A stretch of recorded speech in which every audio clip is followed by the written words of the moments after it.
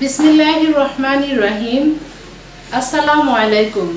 প্রিয় শিক্ষার্থী, কেমন আছো তোমরা? আমি আশা করি তোমরা অনেক ভালো আছো। আমিও অনেক অনেক ভালো আছি। প্রিয় শিক্ষার্থী, করোনা ভাইরাসের আক্রমণে আমরা আতঙ্কিত হব না, বরং সতর্ক হব। স্বাস্থ্যবিধি মেনে চলব, ঘরে থাকব, সুস্থ থাকব। প্রিয় শিক্ষার্থী, অনলাইন স্কুলের পক্ষ থেকে তোমাদের সবাইকে অনেক অনেক শুভেচ্ছা। আমি মোসাম্মদ সালমা খাতুন, সহকারী শিক্ষক, পাইকোষা সরকারি প্রাথমিক বিদ্যালয়, কামারখন্দ, সিরাজগঞ্জ। প্রিয় শিক্ষার্থী, আমি আজকে তোমাদের সামনে এসেছি তোমাদের পঞ্চম শ্রেণীর প্রাথমিক বিজ্ঞান বইয়ের ৬ষ্ঠ অধ্যায়ের পাঠ নিয়ে। প্রিয় শিক্ষার্থী, তোমরা নিশ্চয় জানো আমি গত পাঠে তোমাদেরকে সুস্থ জীবনের জন্য খাদ্য অধ্যায় থেকে তোমাদের সুষম খাবার নিয়ে আলোচনা করেছিলাম। আমি তারই ধারাবাহিকতায় আজকের পাঠটি উপস্থাপন করব। প্রিয় শিক্ষার্থী, আমাদের আজকের পাঠের শিরোনামে যাওয়ার পূর্বে আমি তোমাদেরকে কিছু ছবি দেখাবো। প্রিয় শিক্ষার্থী, ছবিতে তোমরা কি দেখতে পাচ্ছ? দেখো, তোমরা এখানে কিছু ছবি দেখতে পাচ্ছ। আমরা প্রথম ছবিটিতে কি দেখতে পাচ্ছি? হ্যাঁ শিক্ষার্থী, তোমরা নিশ্চয়ই বুঝতে পেরেছ, তাই না? তোমরা একটু ভেবে দেখো তো এখানে কি করা হচ্ছে। হ্যাঁ, তোমরা ঠিক বলেছ। প্রথম ছবিতে আমরা খাদ্য দেখতে পাচ্ছি। কি খাবার? আমরা মাছ কি করেছি? রোদে শুকাতে দিয়েছে, তাই না? তোমরা দ্বিতীয় ছবিটি ভালোভাবে লক্ষ্য করো। সেখানে কি হচ্ছে? তোমরা এখানে কিছু বোতল বা বয়াম দেখতে পাচ্ছ। তোমরা কি জানো এগুলোতে কি আছে? হ্যাঁ, তোমরা ঠিক বলেছ। এখানে তোমাদের জন্য মজার মজার খাবার আছে, তাই না? আচার, জ্যাম, জেলি, তাই না? তৃতীয় ছবিতে তোমরা কি দেখতে পাচ্ছ? তোমরা নিশ্চয়ই দেখতে পাচ্ছ এখানে কিছু মাছ কি করা হয়েছে? বরফ দিয়ে রাখা হয়েছে। তাহলে তোমরা ছবিতে কি দেখতে পেলে? তোমরা ছবিতে দেখতে পেলে যে কিছু খাদ্যদ্রব্য রোদে রাখা হয়েছে, কিছু খাদ্যদ্রব্য বয়মে বা বোতলে রাখা হয়েছে, কিছু খাদ্যদ্রব্য বরফের মধ্যে রাখা হয়েছে, তাই না? তাহলে বলো তো শিক্ষার্থী, আজকে আমাদের পাঠের শিরোনাম কি হতে পারে? তোমরা নিশ্চয়ই বুঝতে পেরেছ, তাই না? হ্যাঁ, আজকে আমাদের পাঠের শিরোনাম হলো, তোমরা ঠিক ধরতে পেরেছ আমি জানি। আজকে আমাদের পাঠের শিরোনাম হলো খাদ্য সংরক্ষণ। খাদ্য সংরক্ষণ।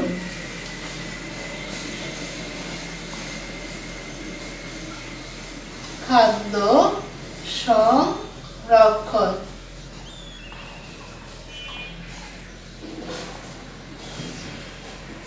প্রিয় শিক্ষার্থী, তোমরা তোমাদের খাতা কলম হাতে নাও এবং আজকের পাঠের শিরোনাম খাদ্য সংরক্ষণ তোমাদের খাতায় অবশ্যই লিখে নিবে। প্রিয় শিক্ষার্থী, তাহলে তোমরা কি বলতে পারবে খাদ্য সংরক্ষণ কাকে বলে? খাদ্য সংরক্ষণ বলতে আমরা কি বুঝি? আমি জানি তোমরা চেষ্টা করলে অবশ্যই পারবে। তবুও আমি তোমাদেরকে বলে দিচ্ছি খাদ্য সংরক্ষণ কাকে বলে। খাদ্যকে দ্রুত পচানোর হাত থেকে রক্ষা করাই হলো খাদ্য সংরক্ষণ। তোমরা বুঝতে পেরেছ? খাদ্যকে আমরা দ্রুত পচন থেকে এবং বেশি দিন রাখার জন্য খাদ্যকে রক্ষা করাটাই হলো খাদ্য সংরক্ষণ। আমরা কিন্তু বিভিন্ন উপায়ে এই খাদ্য সংরক্ষণ করতে পারি, তাই না? প্রিয় শিক্ষার্থী, তোমরা তোমাদের খাতা কলম হাতে নাও এবং আমার সাথে একটি ছক এঁকে নাও।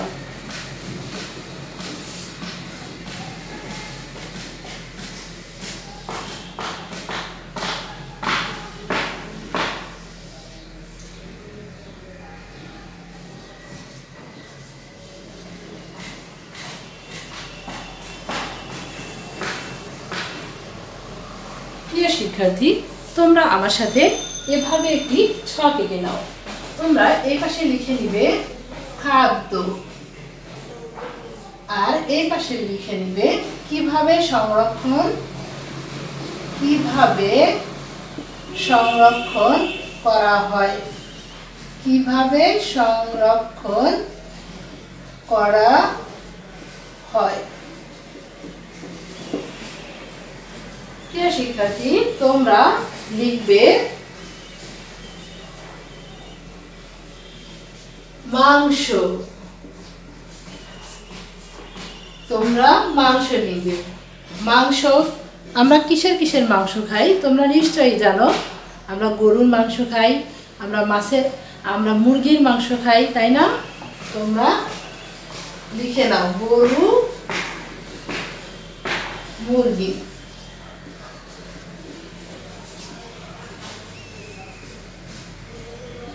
তারপর তোমরা লিখে নাও মাছ।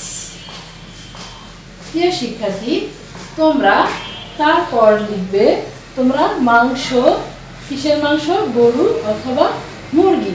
তারপর কি? মাছ। তোমরা তারপর লিখবে দুগ্ধজাত খাবার, দুগ্ধজাত খাবার, দুগ্ধজাত খাবার। দুগ্ধজাত খাবার কি কি বলো তো? দুধ দিয়ে খাবারগুলোকেই আমরা বলি দুগ্ধজাত খাবার। দুগ্ধজাত খাবার কি কি আছে বলো তো? যেমন দই, মাখন, ঘি, এগুলো সবই হলো কি দুগ্ধজাত খাবার, দুধ দিয়ে তৈরি খাবার।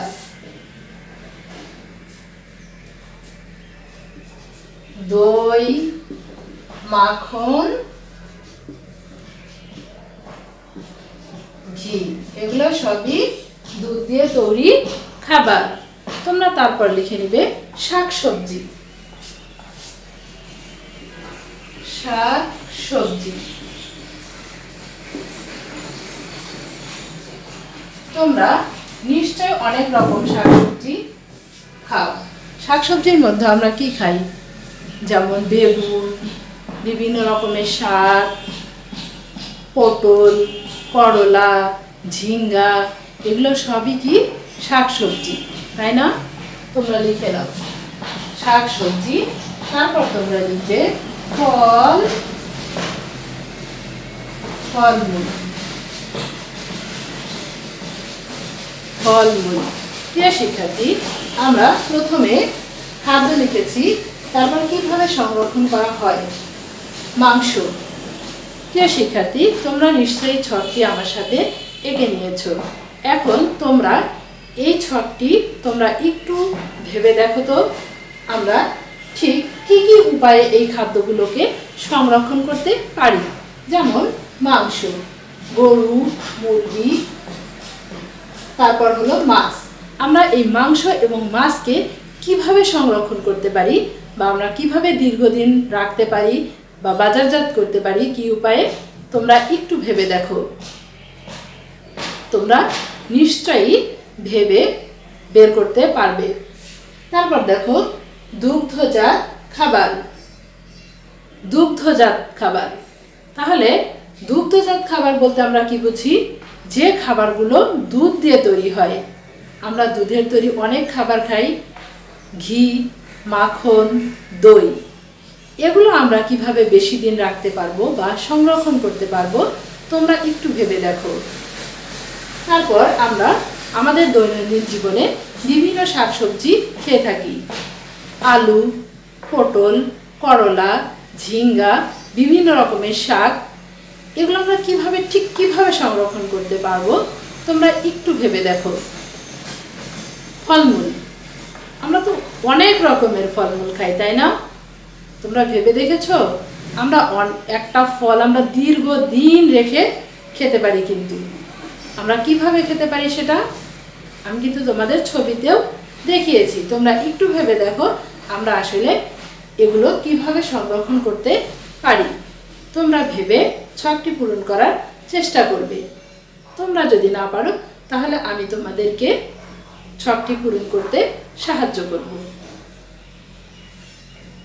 প্রিয় শিক্ষার্থী, তোমরা জানো যে খাদ্য সংরক্ষণ একটি গুরুত্বপূর্ণ বিষয়। খাদ্যকে আমরা যদি দীর্ঘদিন কোনো খাবারকে রাখতে চাই এবং দ্রুত পচনের হাত থেকে রক্ষা করতে চাই, এবং একটা খাবার আমরা যদি এক স্থান থেকে দূরের অন্য স্থানে পাঠাতে চাই, তাহলে খাবারটাকে অবশ্যই আমাদের সংরক্ষণ করতে হবে। এবং আমরা যদি বাজারজাত করতে চাই, তবুও আমাদের খাবারটাকে সংরক্ষণ করতে হবে। এবং তাহলে আমরা আজকে কি জানবো? যে খাদ্য সংরক্ষণের বিভিন্ন উপায়। খাদ্য সংরক্ষণের বিভিন্ন উপায়ের মধ্যে তোমরা জানো চাল, ডাল, গম, এগুলো আমরা কিভাবে সংরক্ষণ করতে পারি? এগুলো আমরা রোদে শুকিয়ে সংরক্ষণ করতে পারি। আবার খাদ্যের মধ্যে আছে মাছ, মাংস। মাছ মাংস আমরা কিছুদিন ফ্রিজে ঠান্ডায় রেখে সংরক্ষণ করতে পারি। এছাড়াও আমরা দীর্ঘদিন সংরক্ষণের জন্য আমরা হিমাগারে সংরক্ষণ করতে পারি। প্রিয় শিক্ষার্থী, আমরা যে ফল থেকে তৈরি বিভিন্ন প্রকার জ্যাম, জেলি, আচার এগুলো খেয়ে থাকি, এবং এগুলো কিন্তু আমরা দীর্ঘদিন বাজারে পেয়ে থাকি। আমরা ফলের মৌসুম পেরিয়ে গেলেও আমরা এই ফলগুলো পেয়ে থাকি। আমরা এই ফলগুলো কিভাবে সংরক্ষণ করতে পারি? আমরা এগুলো বায়ুরোধী পাত্রে রেখে অথবা রোদে শুকিয়ে সংরক্ষণ করতে পারি। আবার কিছু কিছু মাছ আমরা লবণ দিয়ে অথবা রোদে শুকিয়ে সংরক্ষণ করতে পারি। তোমরা নিশ্চয়ই মজার শুটকি খেয়েছো, তাই না? তোমরা কি জানো আমরা শুটকি কিভাবে বানাই? আমরা কিন্তু মাছকে রোদে শুকিয়ে শুটকি হিসেবে মাছকে দীর্ঘদিন সংরক্ষণ করতে পারি, তাই না? তারপর আরেকটা খাবার হলো নোনা ইলিশ। তোমরা নিশ্চয়ই এই নুন ইলিশ খেয়ে থাকবে। এই নুন ইলিশ আমরা কি দিয়ে সংরক্ষণ করি? আমরা লবণ দিয়ে সংরক্ষণ করি, এবং এভাবে সংরক্ষণ করে দীর্ঘদিন রেখে আমরা দীর্ঘদিন বাজারে সরবরাহ করতে পারি। এবং বিভিন্ন রকমের খাবার বা এক স্থান থেকে দূরের অন্য স্থানে পাঠাতেও আমরা এই বিভিন্ন উপায়ে খাদ্য সংরক্ষণ করে আমরা বিভিন্ন জায়গায় পাঠাতে পারি। প্রিয় শিক্ষার্থী, তোমরা নিশ্চয়ই এবার খাদ্য সংরক্ষণের উপায়গুলো বলতে পারবে, তাই না? তোমরা কি এই ছকটি পূরণ করতে পেরেছো? আমি জানি তোমরা নিশ্চয়ই এই ছকটি পূরণ করতে পেরেছো। তবু আমি তোমাদেরকে সাহায্য করছি।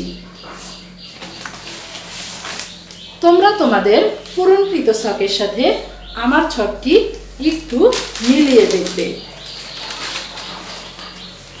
আমি জানি তোমরা আমার চেয়ে অনেক বেশি তথ্য হয়তো লিখে থাকবে।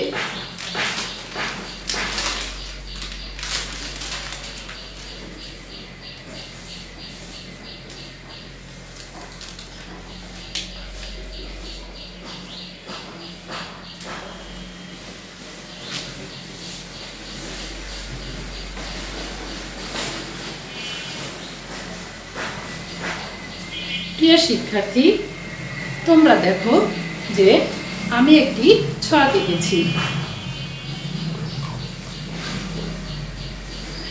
দেখো, আমি জানি তোমরা তোমাদের ছকটি অবশ্যই ভালোভাবে পূরণ করতে পেরেছো। তবু আমি তোমরা তোমাদের পূরণকৃত ছকের সাথে আমার ছকটি একটু মিলিয়ে নিবে। যেমন খাদ্য কিভাবে সংরক্ষণ করা হয়। মাংস, গরু, মুরগি, মাছ এগুলো আমরা কিভাবে সংরক্ষণ করতে পারি? ফ্রিজের ঠান্ডায়, হিমাগারে অথবা শুকিয়ে। তাহলে আমরা কিভাবে সংরক্ষণ করতে পারি? ফ্রিজের ঠান্ডায়, দীর্ঘদিন সংরক্ষণের জন্য হিমাগারে অথবা রোদে শুকিয়ে। যেমন শুটকি মাছকে আমরা রোদে শুকিয়ে সংরক্ষণ করি, তাই না? তারপরে দেখো দুগ্ধজাত খাবার বা দুধের তৈরি খাদ্য কি কি? দুধ, মাখন, দই এগুলো আমরা কিভাবে সংরক্ষণ করতে পারি? এগুলো আমরা ঠান্ডা স্থানে রেখে দিয়ে সংরক্ষণ করতে পারি। আমরা যদি কোনো ঠান্ডা স্থানে রেখে দিই তাহলে আমরা অল্প কিছু সময় বা অল্প কিছু দিন এগুলোকে সংরক্ষণ করতে পারবো। আবার ফ্রিজের ঠান্ডায় রেখে দিলেও আমরা এগুলোকে অল্প কিছু দিন সংরক্ষণ করতে পারবো বরফ দিয়ে। তারপরে দেখো শাকসবজি। শাকসবজি আমরা কিভাবে সংরক্ষণ করতে পারি? ফ্রিজের ঠান্ডায়। আমরা ফ্রিজের ঠান্ডায় শাকসবজিকে সংরক্ষণ করতে পারি। তারপরেও আবার আমরা ঠান্ডা স্থানে রেখে দিয়েও শাকসবজি অল্প কিছু সময় সংরক্ষণ করতে পারবো। ফলমূল। ফলমূল যদি আমরা ঠান্ডা স্থানে রেখে দিই তাহলে অল্প কিছুদিন আমরা সংরক্ষণ করতে পারি। তারপর বোতলজাত করে। তোমরা জানো যেসব বোতলে বায়ু প্রবেশ করে না, বায়ুরোধী পাত্র, সেই বায়ুরোধী পাত্রে আমরা ফলমূল শুকিয়ে সংরক্ষণ করতে পারি। রোদে শুকিয়ে ভালোভাবে যদি আমরা বোতলজাত করতে পারি, বায়ুরোধী পাত্রে রাখতে পারি, তাহলেও আমরা এই খাবারগুলোকে সংরক্ষণ করতে পারবো। প্রিয় শিক্ষার্থী, তোমরা নিশ্চয়ই বুঝতে পেরেছ আমরা কি কি উপায়ে খাদ্য সংরক্ষণ করতে পারি।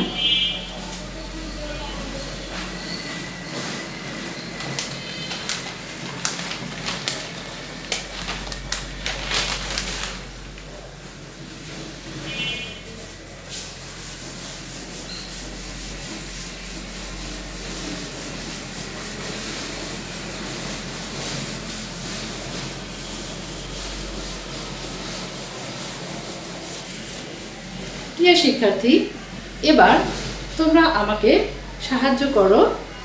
তোমাদের মনে আছে কিনা আমি একটু দেখি। তোমরা কি বলতে পারবে?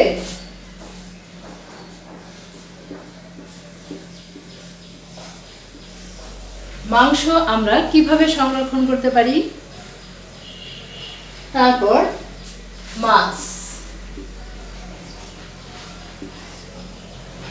শাকসবজি,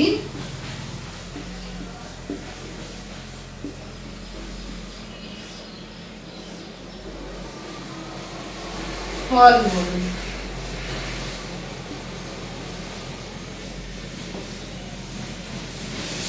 প্রিয় শিক্ষার্থী, মাংস, মাছ, শাকসবজি, ফলমূল এগুলো আমরা ঠিক কিভাবে সংরক্ষণ করতে পারি তোমরা বাসায় বসে একটু লিখে নিবে এবং তোমরা তোমাদের বড় যারা আছে বাবা মা অথবা ভাই বোন অথবা স্কুল খুললে তোমাদের শিক্ষককে দেখাবে। প্রিয় শিক্ষার্থী, আমি আশা করি আজকের পাঠটি তোমরা ভালোভাবেই বুঝতে পেরেছ এবং তোমাদের জন্য অনেক সহায়ক হবে। আমার পাঠ যদি তোমাদের ভালো লেগে থাকে তাহলে আমি পরবর্তীতে তোমাদের সামনে আরও ভালোভাবে উপস্থাপন করার চেষ্টা করব এবং নতুন নতুন পাঠ নিয়ে হাজির হব। সে পর্যন্ত কিন্তু তোমরা অবশ্যই ভালো থাকবে, ঘরে থাকবে, সুস্থ থাকবে, স্বাস্থ্যবিধি মেনে চলবে এবং ঘন ঘন হাত ধুবে এবং তোমরা অবশ্যই ভালো থাকবে। ধন্যবাদ সবাইকে।